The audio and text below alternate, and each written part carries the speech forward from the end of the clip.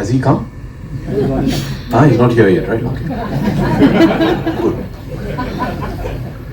So we'll tell the truth. Just to answer your rain thing, Santa is very good at making it very poetic. He just hates to stop shooting. So if it's raining, use the rain. It's too much sun, use the sun. You're in a cloud, doesn't matter, I'll make it part of the film. And that's what makes him special. He'll take any sort of environment or moment and make it so special and magical. And I think therein lies his mastery, that he will take whatever's thrown at him and just make it so cinematic. And that is an ability which the greats have, I feel. Cinema is known to, okay, we'll wait for the right moment, get the right light, all of that. It takes a true master, Santa included, to turn that into just magic, no matter what the circumstances. What I love about Mani, and ever since Nikhil told me about this, I was telling him I watched the film over the last 2 days in Tamil and in Hindi. And just to see, even if you see in the climax, in such a intense moment, to bring a light-hearted romantic moment between the two of them for the first time is just done so beautifully, so aesthetically and so simply, and with one bloody tube light that he's never let us sit down. I mean, in between shots, he's too fast. You know, as a cinematographer, you want to take your time, and actors love it because you get to chill out and relax. You're cut, going to sit down, ready. Santa's ready with the shot because he's got one kino flow thing and that's it. And I think that's the true genius of them, especially as a team as well, is that they just make magic out of something that you feel, okay, this is going to take some time, but there, it's right there. And I think that's Mani's greatest asset. It can be a very plain, almost on paper boring scene, and to make it just magical by just making it, as he loves to say, make it real. But by just doing that, I think that's what sets him apart. But I didn't know how to go about it. You know, the next one had dance sequence. I had no clue how to shoot a dance sequence. So I had to study all the old ones. I studied Gurdat to Ramesh Sippy, to everyone. You know, and then you go in and try to get hold of it. You get into conflict with the choreographer. And so it all comes like that. It is a gradual process. And I think with music, I think it's been,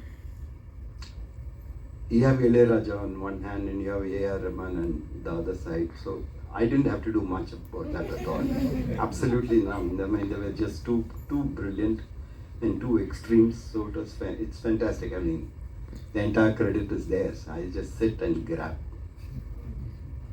But we've probably spoken about it privately. But the two songs which keep coming back in my life as part of each playlist of mine when I'm writing or trying to see is Kehna Hi Kya and Tu Hi Re.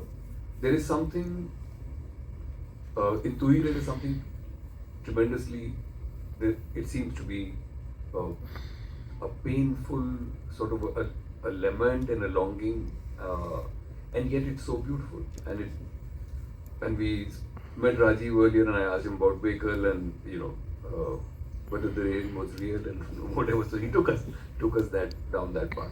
So those are the two. I mean, there are two songs which for me come immediately with the mention of money. For the Tu Hi Re situation was what he had done, Kehna Hai,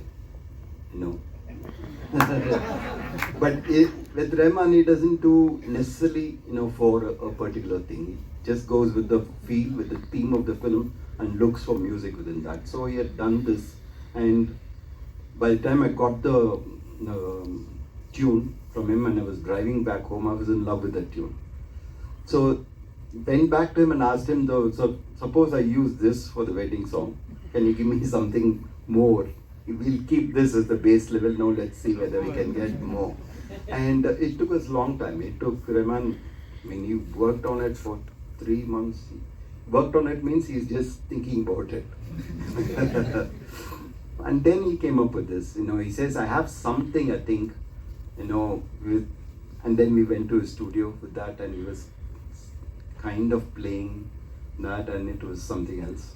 It was, the brief was really an SD Burman boat song kind of a, you know, and the way we made Hariharan sing also was more or less in that tone, you know, to get that kind of a feel. And I think the way Kehna Hai developed was something which is, you know, I mean, it's a magic to see him work, you know, in the studio. We have the tune, we have the lyrics written, and then he comes there and there are these singers that are there, you know, and he picks one of them and says, "What will you do?" You know, if it was a wedding in a Muslim family, so we just wanted to know what can happen, and one of the singers says, "This we do," you know, and he takes that and makes it a loop, and it just built layers in front of your eyes.